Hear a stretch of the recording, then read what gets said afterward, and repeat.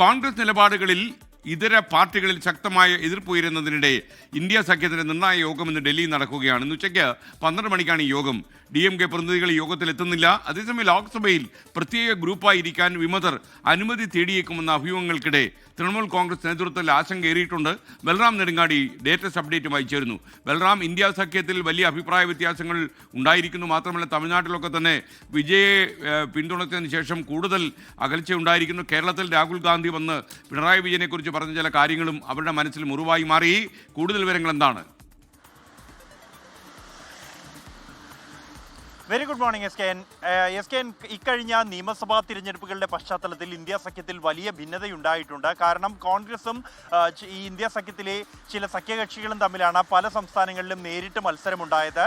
പ്രത്യേകിച്ച് കേരളത്തിൽ രാഹുൽ ഗാന്ധി തന്നെ നേരിട്ടെത്തി പിണറായി വിജയനെ വിമർശിക്കുന്ന, ഒപ്പം തന്നെ CPM-ന് BJP-യുമായി ഡീലുണ്ടെന്ന ആരോപണം ഉന്നയിക്കുന്ന സാഹചര്യമുണ്ടായി. ഇതിൽ ഇടത് പാർട്ടികൾക്ക് വലിയ തോതിലുള്ള അതൃപ്തിയുണ്ട്.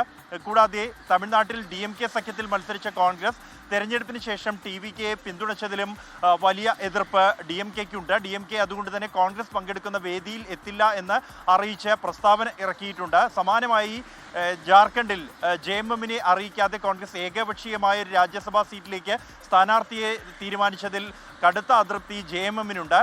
സമാനമായി ഏറെക്കാലമായി NCP ഈ ഇന്ത്യ സഖ്യത്തിൻ്റെ പോക്ക് ശരിയല്ല എന്ന വിമർശനം ഉന്നയിക്കുന്നുണ്ട്. എന്തായാലും NCP ഇന്നത്തെ യോഗത്തിൽ പങ്കെടുക്കുന്നുണ്ട്. ഇടത് പാർട്ടികളും പങ്കെടുക്കുന്നുണ്ട്. JMM പ്രതിനിധിയും പങ്കെടുക്കുന്നു.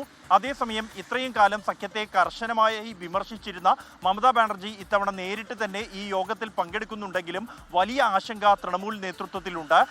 കാരണം വിമത MP-മാർ 20-ലേറെ വിമത MP-മാർ പ്രത്യേക ബ്ലോക്കായിരിക്കാൻ അഭ്യർത്ഥിച്ചുകൊണ്ട് ഇന്ന് ലോക്സഭാ സ്പീക്കറെ കാണുമെന്ന റിപ്പോർട്ടുകൾ പുറത്തു വരുന്നുണ്ട്. വിമതപക്ഷത്തു നിന്നുള്ള ചില MP-മാർ തന്നെ അത് സ്ഥിരീകരിക്കുന്നുണ്ട്. അങ്ങനെയെങ്കിൽ തൃണമൂൽ കോൺഗ്രസിന്റെ ഭാവി തന്നെ ചോദ്യം ചെയ്യപ്പെട്ടേക്കും. മമതാ ബാനർജിയുടെ കയ്യിൽ നിന്നും പാർട്ടിയുടെ നിയന്ത്രണം നഷ്ടപ്പെടുന്ന സാഹചര്യമുണ്ടാകും. അന്നയ നീക്കങ്ങൾ മമതയുടെ ഭാഗത്തു നിന്നും സജീവമായി തന്നെ മുന്നോട്ട് പോവുകയാണ്. ഇന്നത്തെ ഇന്ത്യ സഖ്യ യോഗത്തിന്റെ പശ്ചാത്തലത്തിലാണ് വിമതർ അത്തരത്തിലൊരു നീക്കം നടത്തുന്നത് എന്ന് തന്നെയാണ് മമതാ ബാനർജി വിലയിരുത്തുന്നത്. ഇന്ന് ഉച്ചയ്ക്ക് 12 മണിക്കാണ് ഈ യോഗം ഡൽഹിയിലെ കോൺസ്റ്റിറ്റ്യൂഷൻ ക്ലബ്ബിൽ ചേരുക. പ്രധാനമായും വരാനിരിക്കുന്ന ഉത്തർപ്രദേശ് അടക്കമുള്ള 5 സംസ്ഥാനങ്ങളിലെ നിയമസഭാ തെരഞ്ഞെടുപ്പിന്റെ മുന്നൊരുക്കങ്ങൾ സംബന്ധിച്ചുള്ള കൂടിയാലോചനകളാണ്.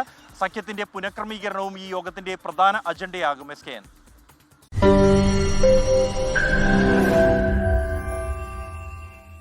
ലോകത്തെവിടെയായാലും ഏത് സമയത്തും 24 വാർത്തകളും ഓഗ്മെന്റഡ് റിയാലിറ്റി പാക്കേജുകളും എക്സ്പ്ലെയിനറുകളും വിശദമായി കാണാൻ ഞങ്ങളുടെ YouTube ചാനൽ നിങ്ങൾക്ക് സബ്സ്ക്രൈബ് ചെയ്യാം.